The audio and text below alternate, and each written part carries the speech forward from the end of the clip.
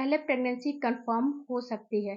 तो देखो dear, period जब आते हैं तो पीरियड के कम से कम आपको, अगर जो पीरियड की साइकिल है 28 दिन और 30 दिन की है, तो कम से कम आपको 21-22 दिन के बाद आपको प्रेगनेंसी के लक्षण दिखाई देने लगते हैं।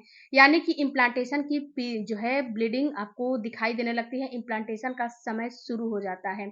जब आपका पीरियड जिस दिन आया है उसके 21, 22, 23 दिन के बाद से आपको प्रेगनेंसी की जर्नी शुरू हो जाती है।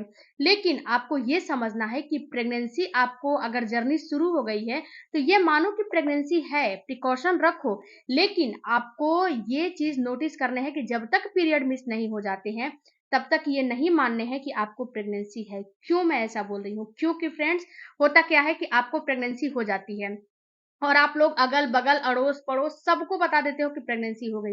लेकिन ये अर्ली प्रेगनेंसी होती है और अर्ली प्रेगनेंसी में मिसकैरेज के चांस आपको 90% होते हैं। आप छोटी-सी मिस्टेक करते हो और प्रेगनेंसी जो है मिस हो जाते हैं, खराब हो जाते हैं।